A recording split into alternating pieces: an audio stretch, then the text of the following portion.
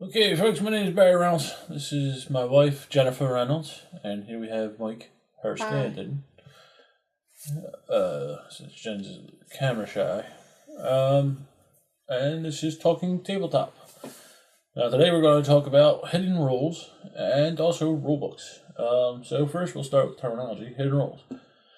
What is a hidden rule game, Jennifer? Where someone is hidden. It's where you're dealt cards, you figure out who does a certain role, but you either have to find out who is that person or I hate you. Yes, it's hidden rules games is when one player or several players have a usually like a saboteur or traitor role that they're trying to keep hidden from other players That's and exactly what I said. either trying to win their game themselves or tank the game for other players or stuff like that. There's many different games that feature this. We have a few here that we'll show off, but there are many different types of these games.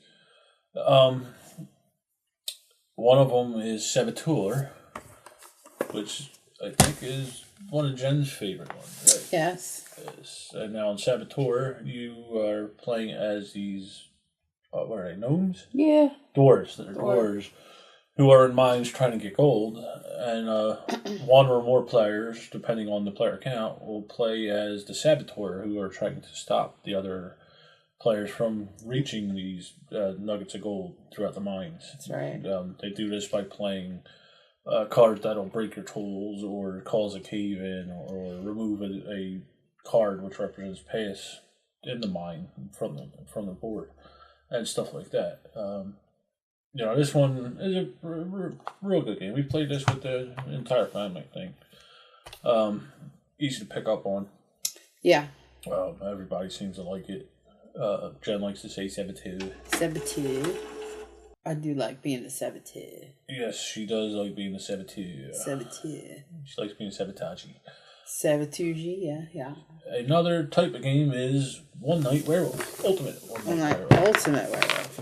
Yeah, this is a newer game within the last year by Bezier Games. They got an app for that. But yes, they do have an app where it'll make background noises and it'll instruct players on what each roll does and when that roll triggers.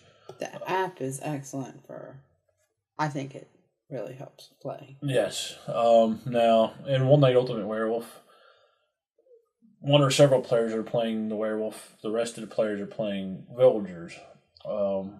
And the object of the game is for the werewolves to kill off villagers. They win the game. And if you're playing the villagers, you want to kill off a werewolf, and then the villagers win the game.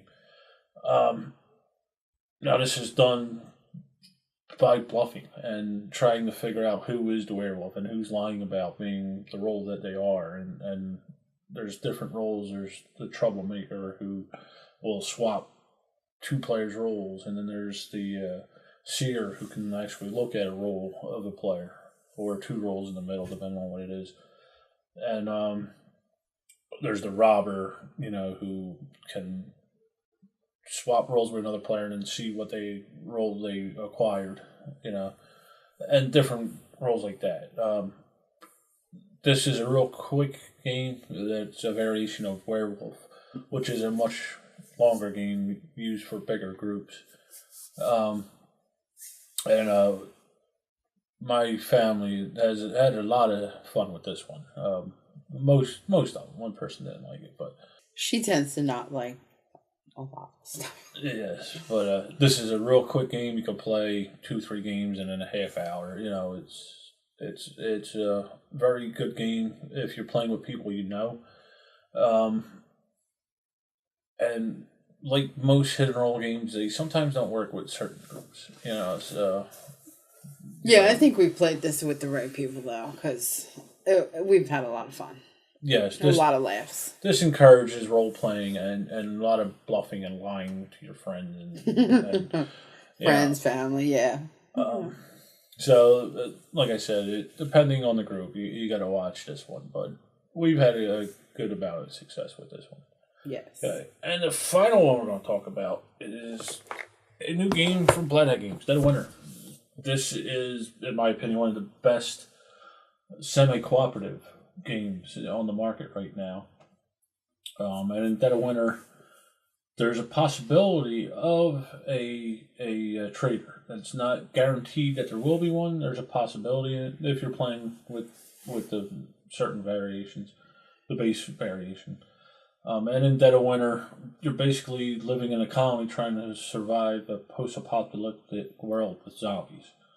Now, in this one, like I said, one player can be a traitor, in which case he's trying to bring morale down, to make the other players fail, while the other players are trying to collectively win the game through the main objective of the game, and then also their individual hidden objectives.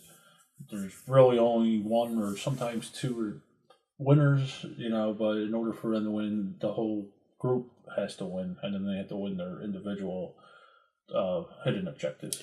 But you're a winner if you just get to play the game. Yes. This one went over pretty well. The one complaint I do have about this one is, and this happens in a few of these hidden, these semi-cooperative games, is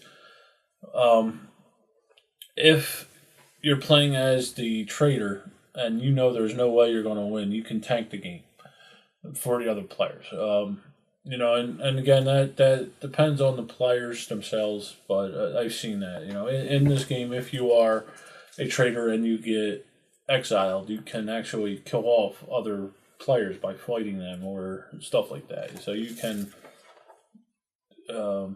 tank the game on purpose. And just that's kind of yeah, again, sore loser. It depends on who you're playing with and stuff like that. Yeah. But yes, so that's pretty much hidden role games. Like I said, there's many more. Battlestar Galactica. Okay, yeah, so that's pretty much hidden role games.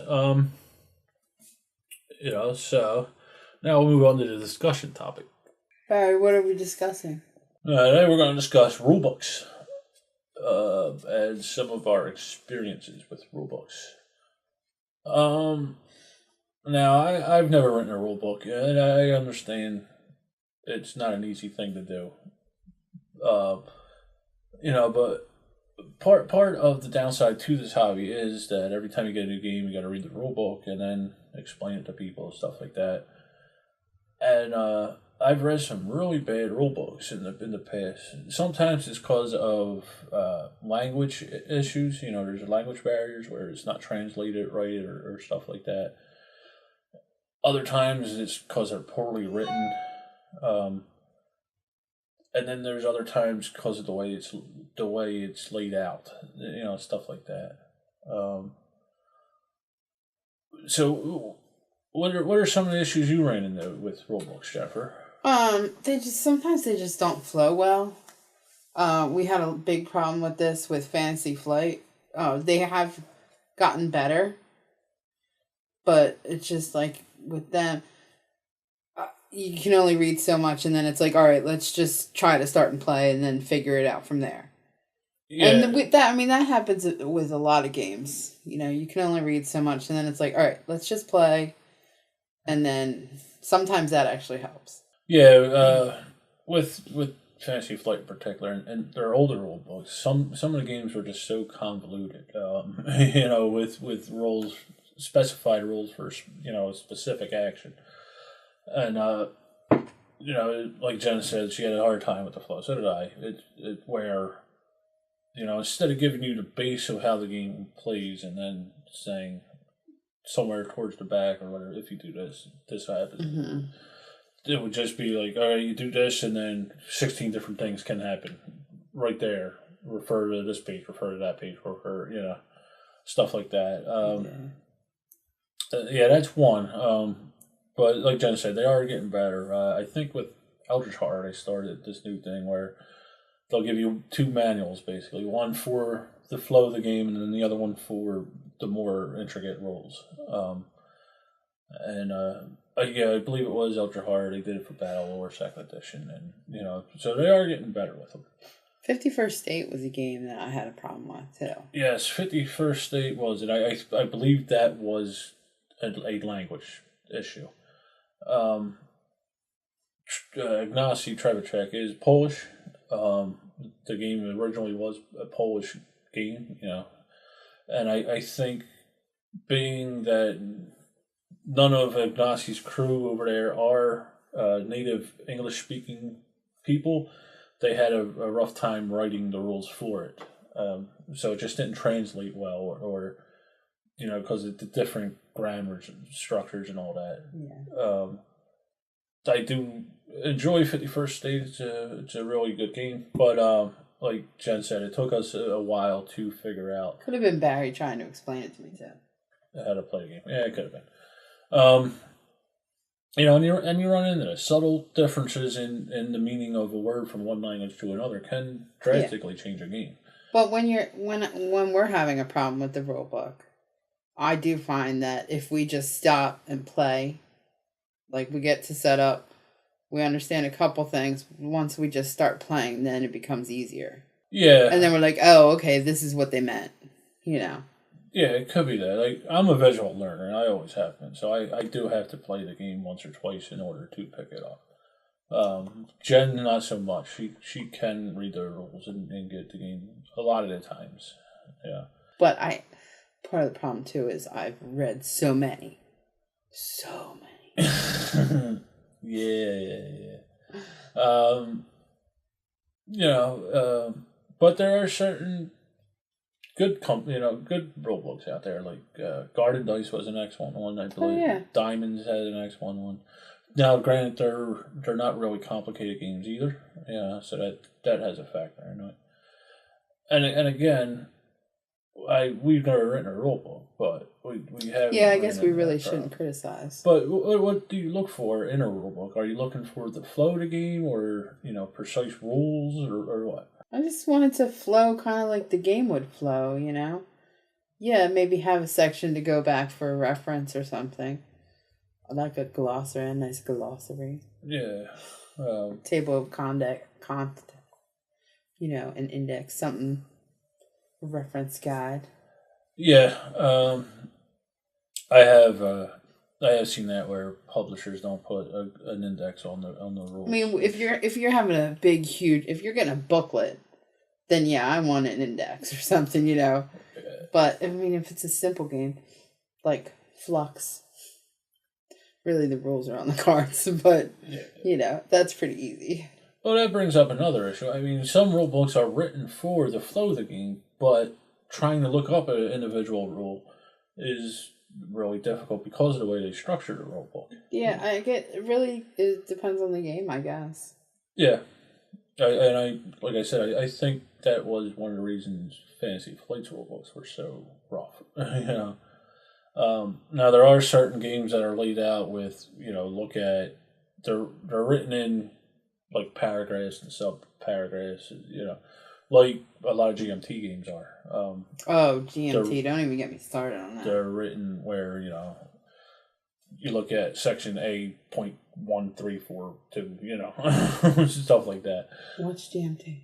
You haven't played it. We got it. Okay. There's a couple. It's true. Twilight Struggle. While that is a good system, when you're trying to reference stuff, you can go back to the exact paragraph, and all that, where it is, the exact section. So, like I said, it's just sometimes with me, I just want how to play the game, and then a section later on where I could come back and reference rules. Because most of the time, all I really want to know is how to play the game, and then come back to intricate rules later when they come up. Because no matter what game we play, we're going to run into how does this work or how does that work at some point, and go back to the rule book. Yeah. And with me personally, I would like to see them easily found. Sometimes that doesn't happen in the rule book, depending on how the rule book's laid out. Now, I do not like when publishers do like that accordion style rule book where they have one page that pulls out it's one page, but it's like 7 pages of rules and it pulls out. Then you gotta fold it back on each other. I don't like that. it's a pain to me. I think because you got this rule set this long and you're trying to flip it around Bingo and read was it. like that. Yeah, Augustus, Rise of Augustus was like so was Castles, Man King of I do not like that. I'd rather have a book format, if it's more than 2 pages, or 4 pages, whatever it is. I agree with you on that. The trifold, I prefer a booklet. But, I mean, I'm not the one producing it and trying to make it cost effective, So I understand why they might do something like that. But I don't know if that would be cost effective though, because it's like specialized paper size and all that. I don't judge, Barry. Yeah, all right. I always get the, here, you read. Here, read.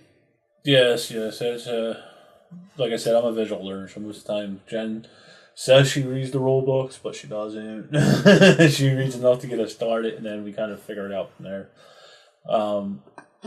I caught on to that, huh? Sometimes I do read the rules, and when I do it, I find some of them are really tough to go through. They're really dry or something like that. Or sometimes there's way too much humor in it. It's happened. Not on a lot of them, but some of them it happened like that. Well, it makes a pretty decent read. It's not that great for trying to understand the rules. I like when they have fun facts. Yeah, Jen does like the fun facts. So do I. Historical fact, like 1775 has on the back of it. And Legacy, the Testament of Duke de Crecy, I think they had some fun facts in there. I don't remember. It could be. Yeah. But yeah, like we said, we're no experts in writing a rule book, or we've never done that or anything. But this is just some of the stuff that drives us crazy with rule books, or that we do like with rule books, depending on, Well, you know what? Unfortunately, the ones that drive you crazy stick out more in your mind than the ones that are like, oh, that was easy peasy, I love it. Yeah, that is true. So we'd like to know what you guys think about rule books. Like I said, leave your comments down below in the comment section. We'll get back to you in 2 weeks on this video. On the next Talking Tabletop. When next time we're going to discuss, like, Formica versus Marble. Yes. Tabletops. You never know. Yeah. So I like Corian, personally. So that's it. Get gaming. Have fun. We'll see you next time. Thanks for watching.